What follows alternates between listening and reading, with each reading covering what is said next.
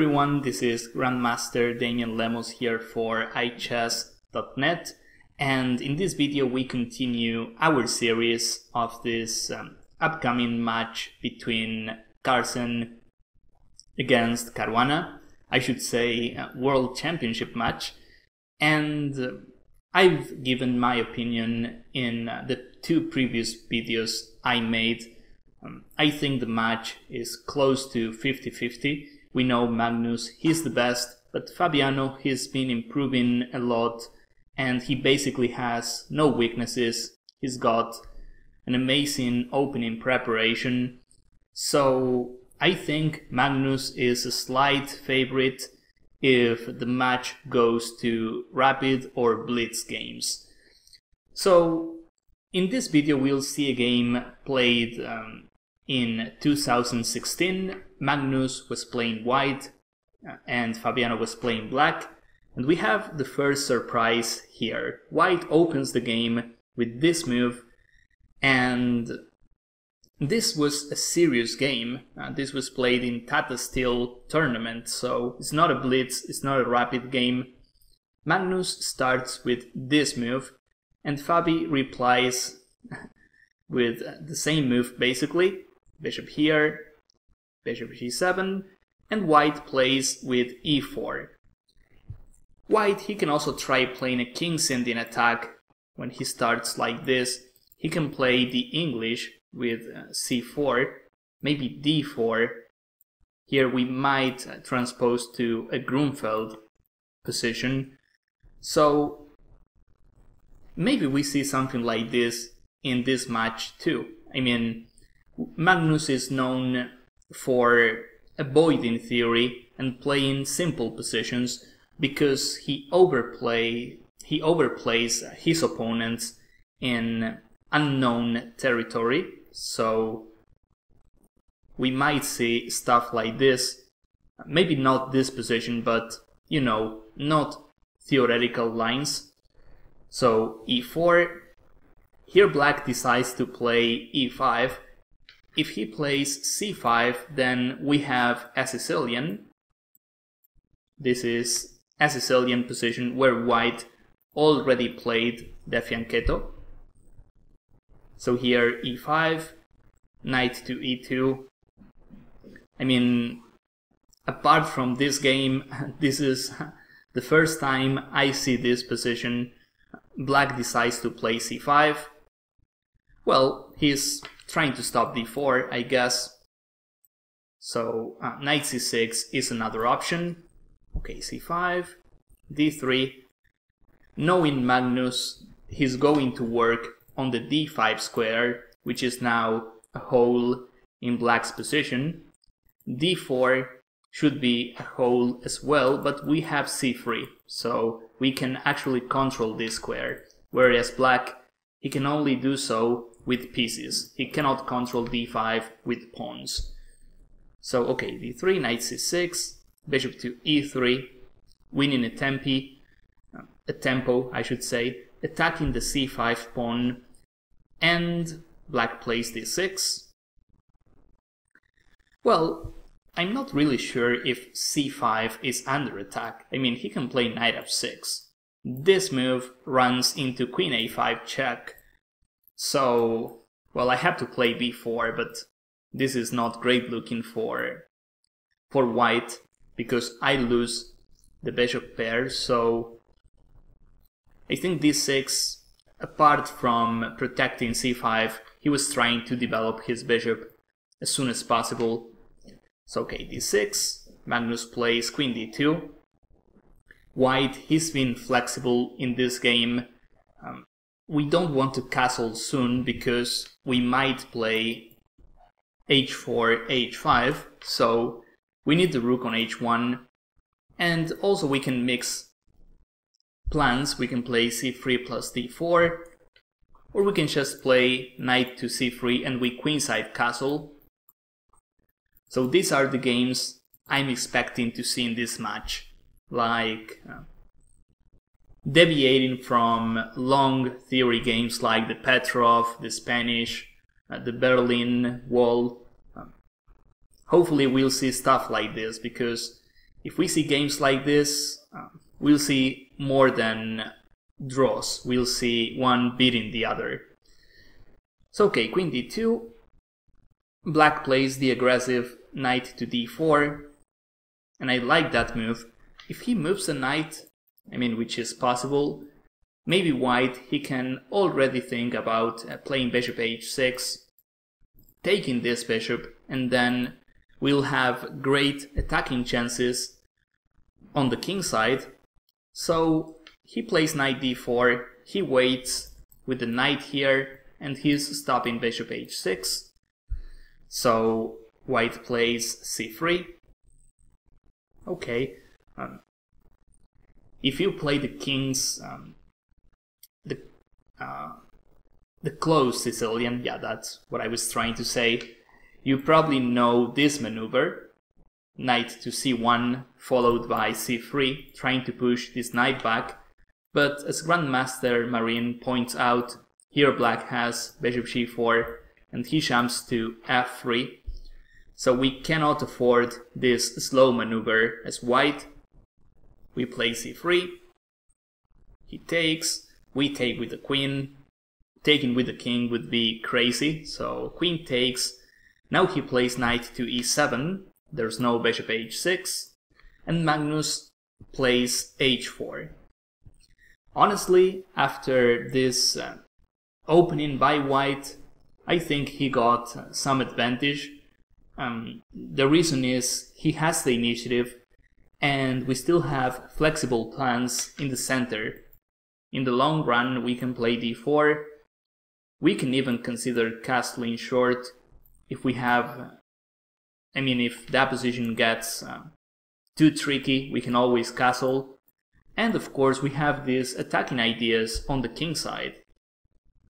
So here Fabiano plays h6, which is the standard reaction. If he plays h5, he plays this, and this is actually what happened in the game.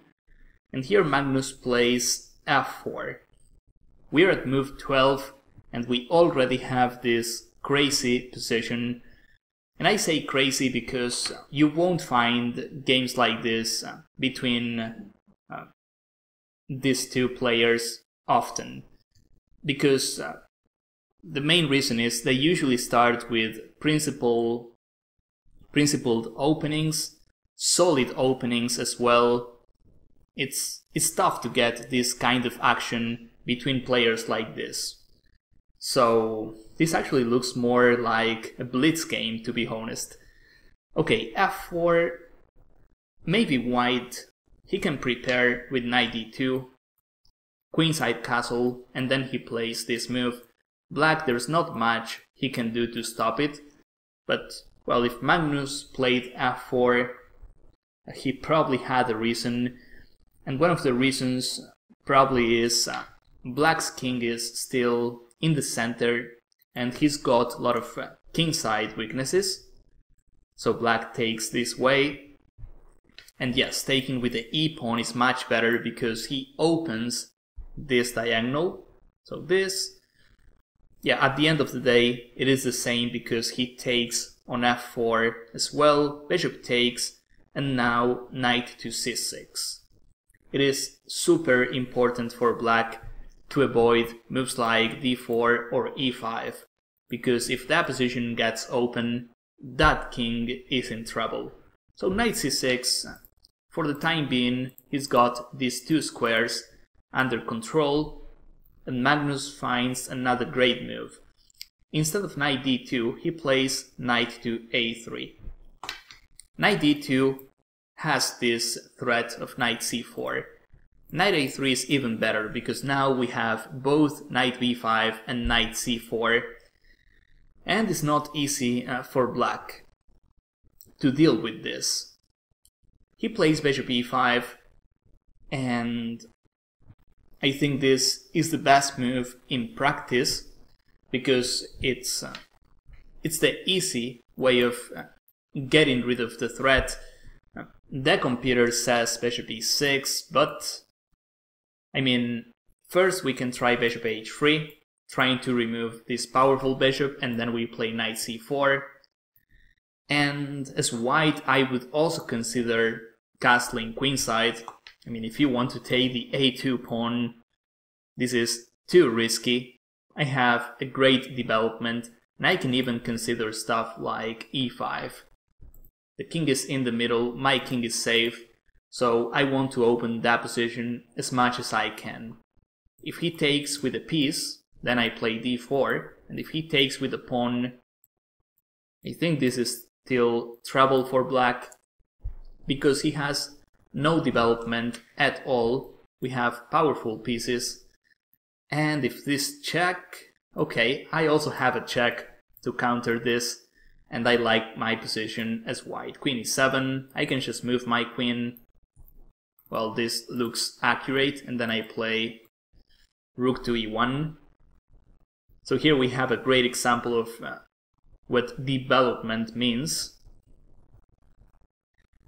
So, well, this bishop e5, as I was saying, is the natural move. White plays bishop to e3. Maybe, yeah, taking... The thing is, we don't want to activate black's pieces too much. Here he controls c4. He has this move coming. After all, bishop f4 was our best bishop. This bishop is okay, but not as good as bishop f4. So this move makes much more sense. And now, when we play knight c4, we'll have another target. Black plays bishop to e6. This move, you're probably looking at this move as well. We simply have king d2. Yes, the king on d2 is awkward, but I think it is safe enough. At least it is safer than this king. So white still has an advantage. Also, this bishop here is like not doing much. So okay, black plays bishop to e6. Magnus plays knight to c4. Maybe we can also queenside castle. Again, maybe taking on a2 is the right way to go for black. But that is for the ancients, and in practice, in real play, it's not so simple to take on a2 and allow stuff like this or stuff like d4. So I think Fabiano plays here bishop e6. Okay, Magnus plays knight c4. If Magnus played this move, I'm pretty sure Fabiano was playing a natural move like queen b6, or, you know, just trying to finish his development before grabbing this a2 pawn. So okay, the game was knight c4. Now, well, this is tricky, because the move black plays is similar to what we already saw. We just play this move, and the bishop here is in a weird situation. But if he takes on c4, I mean, Magnus, he's used to playing positions like this. He's got d4 under control. He can castle, dominate on the d-file. And as black, I'm concerned about light squares too. It is not easy for him to castle queenside, kingside. I don't think he'll ever castle kingside because h6 is hanging. The kingside itself is super weak. So, I mean, this is playable, but we know, considering how strong Magnus is positionally, bishop takes c4 is not a good idea. And if black plays anything else, we'll just take that bishop, and white has the bishop pair, which is an advantage in the open position. So this check, king d2. As white, we don't want to trade pieces. We want to keep our chances of playing d4, of exploiting this weak king on e8. And Fabiano plays queen d7. I really like how Fabiano plays complicated positions Even for strong grandmasters, he usually finds very good resources, and queen d7 is just fine here. Black is giving priority to development, and he's not going crazy with moves like b5. And honestly, if I were Black, this is the first move I consider, and who knows, I might even play this move. But the thing is, development. Black has no development to play a move like b5, and here White, he can simply punish with this move. As you can see, everything is hanging. My knight on c4 is hanging as well, but what makes the difference here is the position of my king against king e8.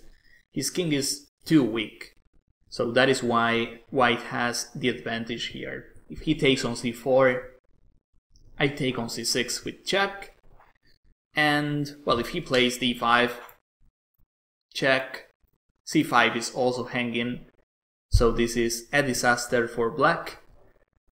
He can try this, but then I take. Well, he's got some compensation, but not for a long time. Those bishops are not special at all, and I can even play bishop takes c5. So yeah, White with the safe king should be winning this if he has a good technique. So yeah, Fabiano plays queen d7, much better move than b5. And well, Magnus here, he also decides to take risks, and he plays d4. I mean, with the king on d2, this is a brave decision. Maybe playing something like king c2, I have a square on d2 for my knight, I can just like castle by hand, and then I can play d4. This is like the natural plan. That's what I would do. But Magnus plays d4, and the thing is, despite having the king on d2, Black doesn't have many ways of reaching our king. And with d4, we have a serious threat, which is d5. Even if Black plays b5 here, I can play d5, and it looks like the bishop pair is what White needs to claim the advantage. Here this bishop is in trouble, I have this check coming, bishop h3. So yeah, White's initiative is dangerous, and if queen takes, I can even play bishop h3, and that king is never castling, so you get the point of White's idea here. We are playing against this weak king. It's like our king is castled already and his king is not. But the truth is, both kings are at risk. So okay, after d4, yeah, we just saw b5 plus d5, but Black takes, White takes too, and now let's take a look at this move, because it is quite unexpected. Knight to e5. Well, d5 is not easy to stop. If he plays this move, I can just play bishop f3. This is a threat, he takes, I continue attacking his pieces, and this bishop has no way out.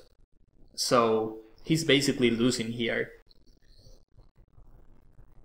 Maybe d5 is a move to consider, but I can take, and I have tricks on this file. I have bishop takes, queen takes, bishop f4, and okay, he might have some counterplay, but not for a long time. Queen takes, king here, knight b4, king b3. My king is absolutely safe, and I'm the one attacking here. So Black has no counterplay. Wow, having this position against Magnus as Black, and without the possibility of playing d5, this is tough. As we said, this runs into bishop f3. It's like Fabiano found the only chance in practice to keep playing, because otherwise white plays d5 and wins a piece. So knight to e5. Now Magnus takes with the knight. This is risky because of d takes e5 check, and now if we move to the c file, he's got queen c6, rook c8. Now white is the one in trouble, and if queen d3, he has bishop takes c4. Nice resource by black, and now things are complicated. Black has an extra pawn and probably the advantage. So this knight e5 is it is probably the only move, but still a lot of credit for black for finding this resource. Magnus plays this, d takes and d5. The bishop on e6 is not under threat yet, but it is going to be soon. And by playing this we also close the d file, which is the file where our king is. So bishop g4, bishop f3. Magnus, according to the ancients, has a clear advantage at the moment, and the reason is this bishop is out of play. So bishop takes, queen takes, and now, well, we can tell that bishop is lost unless he plays this move, but okay. We have an extra pawn as white, queen e5 check coming, and if he castles queenside, it is too late because he loses. So if he decides to save this bishop, then he's losing, as we saw. This move, I have the simple rook g1, and this is also winning. Actually, this rook to g1, thus stopping queen h3, and then I take the bishop successfully. So in this position, Fabiano finds the only way to create counterplay, and the move is queen to b5. I like this approach because when you have a position like this as black, if you take the passive approach, you're likely to lose. It is better to play queen b5, even if you're losing. It is better to play this and have some tricks, rather than just playing passive with bishop f4. So queen b5, here white is winning, but this requires accurate play, and if Magnus didn't find it, then you know it is almost impossible for any human being. In the game, white plays rook ac1, which looks like the best move, because we bring the rook to the game, we have ways of covering the checks. It looks like the best move, but b3 was the winning move here. Queen b4 check, we have to play king d3, this is super tough. King c2, well, that allows rook c8, but the thing here is we are allowing a lot of checks, so that is why this is tough to play in practice.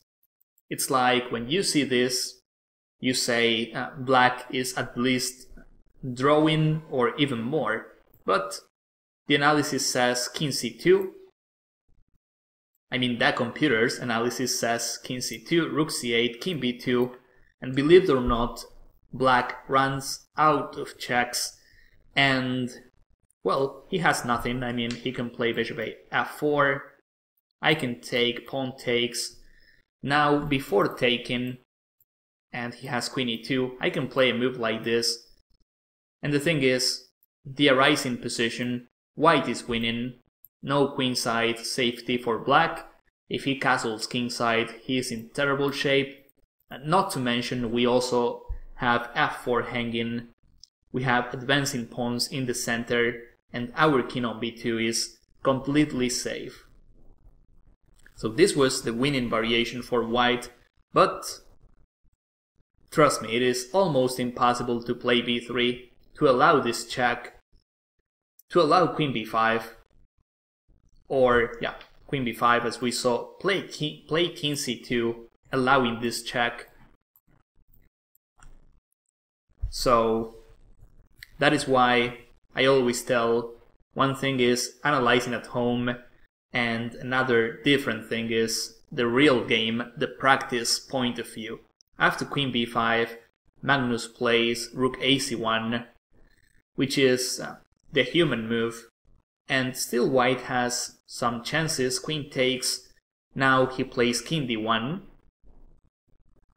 If we see this variation when he plays queen b5, then we probably play this, because after this he runs out of checks.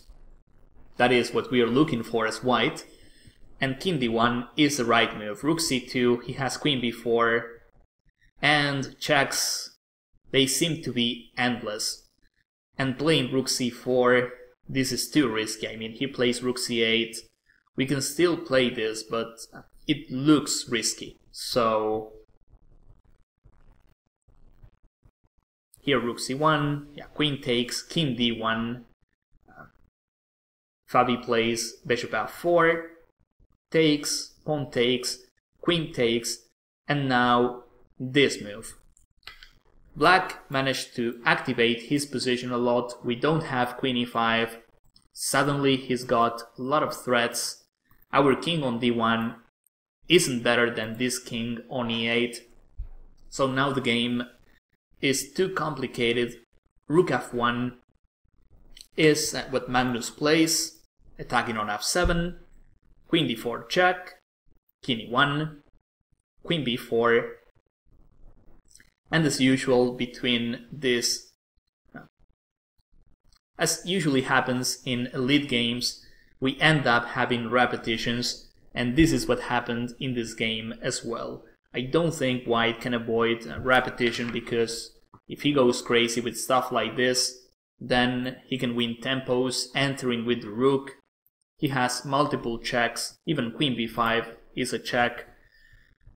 So, well, after queen d4, maybe the other try we can play as white is queen d2, trying to play the queenless endgame. If queen takes e4, then rook e1, but queen a4, then if king here, king e1, he takes on e4 with check, and if queen c2, he can still have that repetition, and okay, a fair result for this game. I really like how Magnus played the opening approach, because that is how you get action in these tough games. Of course, in this match we'll have a lot of known lines, Berlin Wall, Spanish games, Petrov, Caruana, he's been playing the Petrov a lot recently. But I think in those games it will be tough for both to break the other's preparation. But if we play stuff like this, I'm pretty sure we'll see a lot of action. So that's all for this video. I hope you found this analysis interesting. I hope you enjoyed. And of course, I want to see you guys in my next chapters. Thank you.